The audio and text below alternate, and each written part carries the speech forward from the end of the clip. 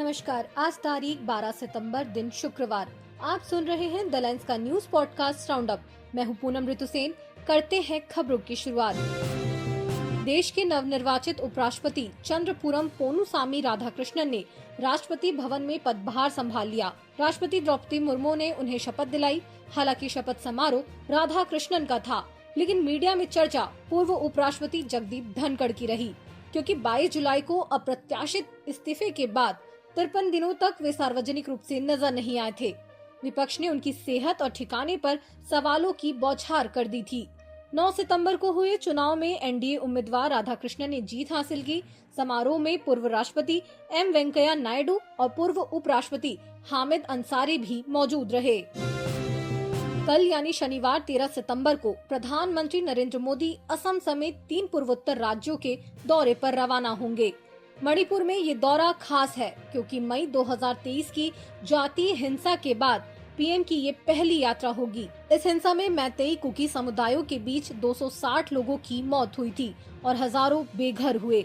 अटकलें तो लग रही थी कि पीएम मोदी मिजोरम दौरे के साथ मणिपुर आएंगे, लेकिन अब ये कंफर्म हो गया। चूड़ाचंदपुर के पीस ग्राउंड से वो 7,300 करोड़ रुपए की विकास परियोजनाओं की आधारशिला रखेंगे, जहां कुकी समुदाय बहुसंख्यक में है। वहीं मैतेई बहुल इम्फाल में 1200 करोड़ की बुनियादी ढांचा योजनाओं का उद्घाटन करेंगे। सुप्रीम कोर्ट ने आज एक मौखिक टिप्पणी में साफ कहा है कि प्रदूषण मुक्त हवा का अधिकार सिर्फ दिल्ली एनसीआर के निवासियों का नहीं, बल्कि देश के हर नागरिक का है। इसलिए पूरे भारत में पटाखों पर प्रतिबंध लगाने की जरूरत है। ये टिप्पणी सीजेआई बीआर गवई और जस्टिस विनोद चंद्रन की बेंच ने एमसी मेहता मामले की सुनवाई के दौरान दी, जहां दिल्ली एनसीआर में पटाखों और पराली जलाने से फैलने वाले वायु प्रदूषण पर चर्चा हो रही थी। इससे पहले जस्टिस अभय एस ओका और जस्टिस उज्जवल भुयान की बेंच ने यूपी, राजस्थान व हरियाणा को पर्यावरण संरक्षण कानून के तहत निर्देश जारी करने का आदेश दिया था, ताकि एनसीआर में पटाखों पर पूरी तरह बैन हो सके। छत्तीसगढ़ के बीजापुर में आज सुबह सुरक्षा बलों और नक्सलियों के बीच मुठभेड़ हो गई, जिसमें 2 नक्सलियों को ढेर कर दिया गया। बीजापुर के दक्षिण पश्चिमी जंगलों में नक्सली छिपे होने की सूचना मिली थी, जिसके बाद तलाशी अभियान चलाया गया। तभी दोनों तरफ से गोलीबारी शुरू हो गई। नक्सलियों के शवों के साथ एक 303 राइफल, असलहे और बारूद जब्त किया गया है। एक दिन पहले गरियाबंद के जंगलों में हुई मुठभेड़ में 10 नक्सली मार गिराए गए थे। अब खबर लद्दाख से। सामाजिक और पर्यावरण कार्यकर्ता सोनम वांगचुक की अगुवाई में 6ठी अनुसूची में लद्दाख को शामिल करने की मांग एक बार फिर से तेज हो गई है। शहीद पार्क में चल रहे इस 35 दिनी आंदोलन को समर्थन देने socialist party India, national alliance of people's movements और हम भारत के लोग जैसे संगठनों के लोग शामिल हो गए। पार्क में सोनम वांगचुक और उनके 15 साथी अनशन पर है। सोनम ने 10 सितंबर को पहली पोस्ट में बताया कि लेह दिल्ली पदयात्रा और 16 दिन के अनशन के ठीक एक साल बाद लद्दाख और केंद्र के बीच वार्ता फिर से बुरी तरह नाकाम रही।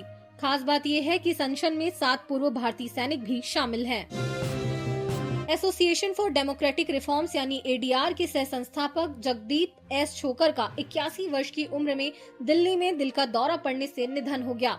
छोकर आईआईएम अहमदाबाद के पूर्व प्रोफेसर और प्रभारी निर्देशक रहे। उन्होंने अपना करियर भारतीय रेलवे में मैकेनिकल इंजीनियर के रूप में शुरू किया, फिर प्रबंधन की दुनिया में कदम रखा, लेकिन रिटायरमेंट के बाद उन्होंने जीवन के आखिरी 25 बरस स्वतंत्र निष्पक्ष चुनावों के लिए समर्पित कर दिए। एडीआर के जरिए उन्होंने राजनीति में पारदर्शिता का ऐसा अभियान चलाया कि सर्वोच्च न्यायालय को चुनावी बॉन्ड की असंवैधानिक घोषित करना पड़ा। उम्मीदवारों के आपराधिक रिकॉर्ड और संपत्ति का खुलासा, ये सब उनकी लड़ाई का नतीजा है। और आखिर में खबर जरा हटके में मंगल ग्रह पर जीवन तलाशती खबर की। क्या मंगल ग्रह पर कभी सूक्ष्म जीवों का राज था? हाँ, नासा के परसिवरेंस रोवर ने जुलाई 2024 में चियावा फॉल्स नाम की एक लाल चट्टान का नमूना सफायर कैनयन नाम से इकट्ठा किया था, जो एक पुरानी झील के तल से निकला है। कल्पना कीजिए, इस चट्टान पर ऐसे धब्बे और छींटे हैं, बिल्लियों के धब्बों जैसे या फिर पॉपी के बीजों की तरह। वैज्ञानिकों को लगता है कि ये रासायनिक प्रतिक्रियाओं के निशान हो सकते हैं, जो अरबों साल पुराने सूक्ष्म जीवों की वजह से बने हो। पृथ्वी पर तो ऐसे विवियन और ग्रेफाइट खनिज, कीचड़, पिटबॉक्स या सड़ते कार्बनिक पदार्थों के पास से मिलते हैं, और कभी कभी सूक्ष्म जीवों के मल जैसे बचे हुए सबूत भी। नेचर जर्नल में छपी इस रिपोर्ट के मुताबिक नासा की बॉस निक्की फॉक्स ने कहा, ये वैसा ही है जैसे कोई पुराना जीवाश्म मिल जाए, शायद बचा हुआ खाना। प्रमुख रिसर्चर जोएल हुरोविट्ज ने बताया कि ये जीवन का सबसे मजबूत संकेत है, लेकिन कुछ गैर जैविक तरीके भी संभव है। फिर भी ये खोज इतनी रोमांचक है कि हम पृथ्वी पर इन नमूनों को और जांचेंगे। आज के लिए बस इतना ही। कल फिर मिलेंगे नई खबरों के साथ।